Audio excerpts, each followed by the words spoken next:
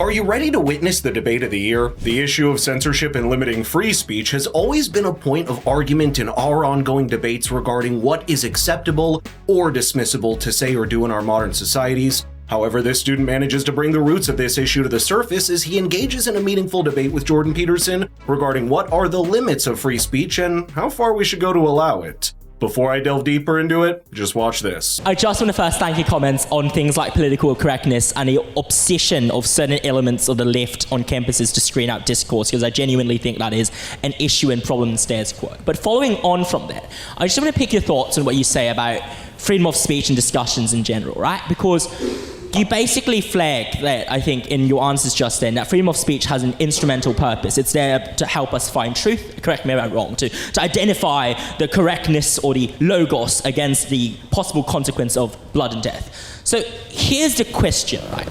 If I, as an individual, am affected by discourse in a way that doesn't cause physical violence, so that's not banned by hate speech laws and whatnot, but makes me feel so deeply uncomfortable that I don't belong to society or this community, or when I say something, whenever I try to say something, I'm ridiculed because of my race, the way I talk, or my gender, or the way I behave, then surely that means that my valuable insight to contribute towards logos, towards the pursuit of truth, is shut out by other people's more vociferous speech and more dominant speech. And this is what we see in cases of campuses, whether it be from the right or the left, of people using very violent and loud language to drown out dissent, to drown out those who oppose them on campuses, in society and whatnot. From Donald Trump to people in Swarthmore, we've seen this happen. So wouldn't you say that the attempt to claw back or the right of freedom of speech isn't so far absolute as instrumental? And based on that, therefore, there are some cases where freedom of speech of some individuals can be curtailed if we want to get the better appreciation of the logos and a better inclusion of more voices that are currently being shut out as a result of the extremity and radicalism of those select few. Wouldn't you say that's the case? Thank you. Well, there's a very simple answer to that, which is yes, but I'll elaborate. I mean, the first thing is, I'm not an admirer of hate speech laws. But that doesn't mean that I'm naive enough to think that there's no such thing as hate speech. So obviously, if you've ever been involved in an extremely serious argument, you know perfectly well that there's such a thing as hate speech, because you've probably uttered some. So, and there's also no doubt that there are forms of speech that are utterly reprehensible, and some of those are actually already punished by law. You can't incite to violence, you can't libel someone, right? So we have some restrictions already on what's acceptable discourse. Whether it's the case, typically speaking, that some people have more privileged access to free speech than others, well, that's obviously the case. I mean, that's part of power. And power is one of the means by which people climb hierarchies, although the more you can climb a hierarchy by exercising power, the more that's an indication of the fact that that hierarchy has become corrupt. So there's no doubt that these structural impediments to the free exchange of discourse exist. There's also no doubt, as you already laid out, that that's not in everyone's best interest, because what you want, if you have any sense in your society, and this is also why I think that we've put proper emphasis on the sovereignty of the individual, is that you want everyone's logos to have the opportunity to clarify the unknown and reconstitute the world. And if you shut that down, then you risk getting access to the unique insights that that individual might bring. Okay, so I agree with your diagnosis completely. And I think that, even in the West, to ignore the fact that many of our hierarchies tilt towards tyranny and that prejudice still exists in multiple forms is a mistake, although it's only one factor among many and shouldn't be identified as the primary causal determinant of each individual's life. I think that's a dreadful error. The question is, what do you do about it? And the devil's in the details. And as I said already, I'm not an admirer, for example, of hate speech laws, even though there's plenty of hateful speech, because I think the best thing to do is to leave free speech alone as much as you possibly can. Not because that will result in the perfect conditions for free speech, but because anything else that you're likely to do is going to make it worse rather than better. Those are well-articulated questions that we don't even hear from journalists nowadays. In any society, power dynamics and hierarchies inevitably shape the ability of individuals to voice their opinions and have them heard. This reality is based on various factors, including access to resources, social status, institutional influence, and media exposure. As a result, not everyone will have equal opportunities to voice their opinions, and certain individuals or groups may wield disproportionate influence over public discourse. But that's not the only factor that leads to certain voices being unheard in society. While it's true that individuals may express their opinions freely in many contexts, the value and impact of those opinions can vary widely. In some cases, certain voices may be marginalized or dismissed not because they are actively oppressed or censored, but because they're perceived as lacking relevance or legitimacy by society. Additionally, the influence of dominant ideologies and cultural norms can be shaped which opinions are considered legitimate or valuable within a given society. Perspectives that challenge the status quo or advocate for radical change may be met with skepticism or resistance. As a result, individuals who hold these views struggle to gain acceptance for their opinions. Media also plays a significant role in shaping public opinion and determining which voices are amplified and which are marginalized. Mainstream media outlets and social media platforms have the power to influence public opinion and set the agenda for public debate. However, these platforms are not neutral. They are often driven by commercial interests, political biases, and algorithmic biases that can prioritize sensationalism, controversy, or conformity over diversity of viewpoints. We can see examples of how issues related to feminism get far more coverage than issues related to men's rights. It seems that you agree that the pursuit of logos and logic and some sort of achievement of individualization, individual autonomy that is the end goal of discussion here, right? So let's assume, correct me if I'm wrong again, that's the end objective. Here's the thing, it seems I wouldn't say that exactly. I wouldn't say that exactly. I think that's too individualistic. I would say that what you want is two things happening simultaneously, is that you want to maximize individual development, but you want to do that in a way that brings the greatest amount of harmony simultaneously possible to the familial unit and also to the broader social unit. So those interests have to be stacked. It's like what's best for you, but that's also in a manner that's best for your family and for your community. So it's not purely individual. So on that basis of achieving communal harmony and individual freedom at the same time, wouldn't you say that there's certain forms of free speech or hate speech that are so vehement and so de-dignifying that it disrupts both local harmony within communities, but also makes individuals feel as if they can't really engage in retaliatory, clarificatory discourse against them because they fear the potential repercussions, even if it doesn't lead to violence. They just fear it so much that it might irrationally or rationally even drive them to not speak. It happens all the time. In fact, it's the standard situation.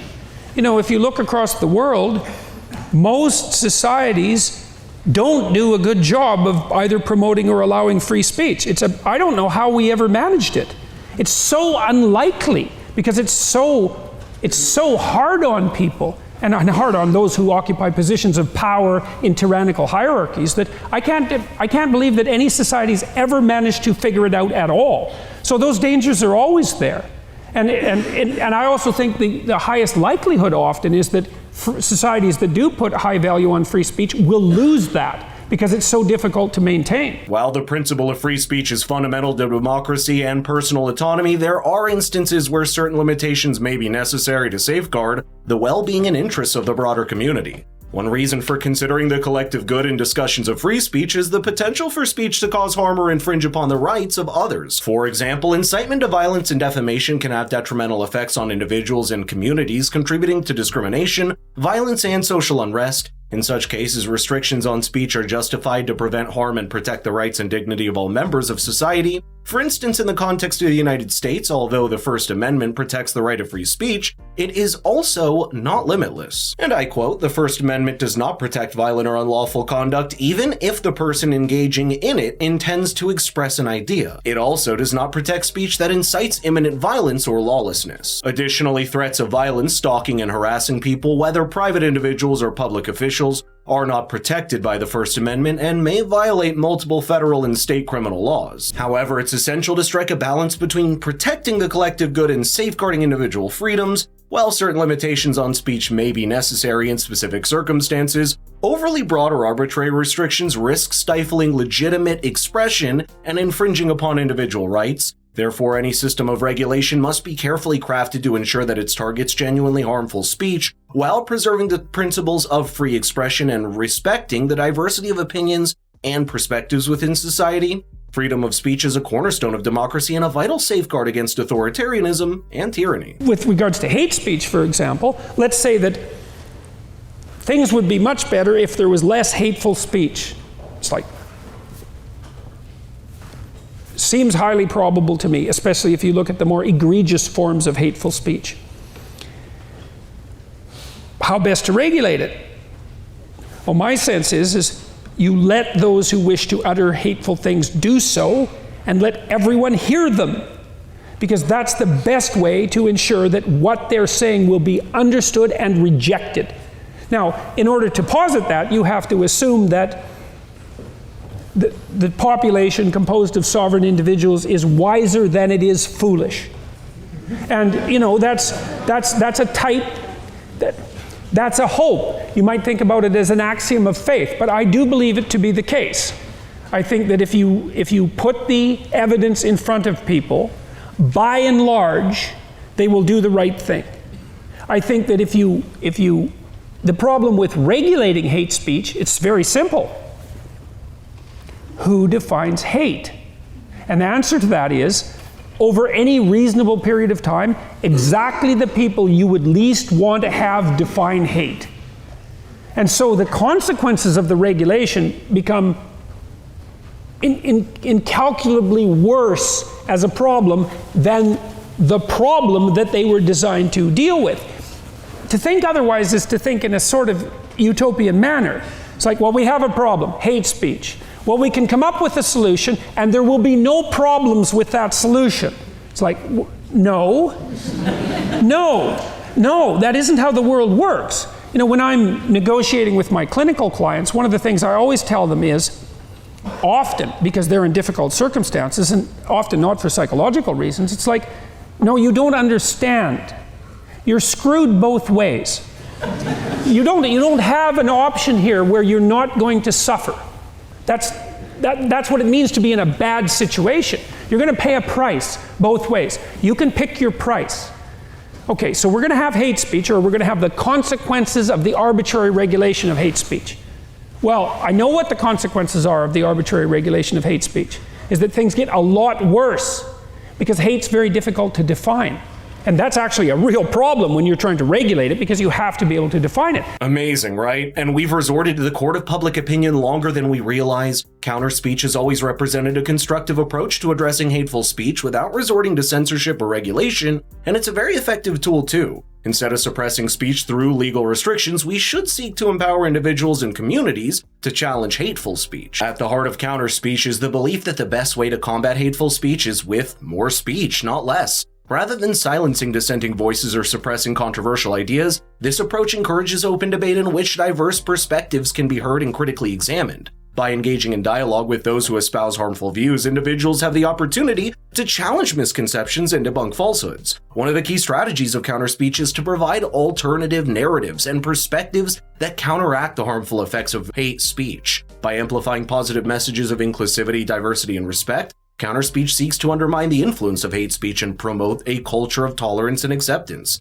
Education plays a crucial role in promoting counter-speech and dialogue. By equipping individuals with critical thinking skills, media literacy, and an understanding of the social and historical context of hate speech, First Amendment experts Robert Richards and Clay Calvert, in their research on how effective counter-speech, reached the conclusion that, and I quote, "Although counter-speech is not always a perfect remedy, individuals and courts should seriously consider it as a solution. When used widely, counter-speech may prove to be a very effective solution for harmful or threatening expression." A clear example of how counter-speech is an effective tool is the Community Notes feature on X, formerly Twitter. This feature was massively expanded after Elon Musk's takeover of the company. Although the data is limited to judge this feature, it has been successful so far in adding context to tweets, citing external sources to counter the posted content, and all the contributors to the program are community members. That is, they don't hold any position with the company, nor they receive financial incentives for the contribution. Now, the amazing part is that once a tweet is flagged by this feature, it doesn't get taken down. Instead, people are left to come up with their own conclusion. We're already at a point where, well, you made someone uncomfortable. Why isn't that hate speech? I mean, I was basically asked that by one of your most outstanding journalists, or your most popular journalists. Well, why should you have the right to say something that's offensive? It's like, we can think that through. Let's think that through for a minute. So, I mean, my riposte to her, essentially, although this wasn't directly, it was, that's not a very smart question for a journalist to be asking. right? Because of all people who should never ask that question would be stand-up comics, right? And journalists. Because that's all they ever do. That's what it means to be a journalist, is to ask a question that's going to be offensive to someone. Who the hell wants to hear about what you've discovered unless it's about something contentious and important? So it was a jaw-dropping question as far as I was concerned. And the fact that it was a jaw-dropping question was part of the reason why that video went viral. Okay, so now let's think about offensiveness as part of hate. Okay, so the first thing we might say is that you really need to think when you have a difficult problem.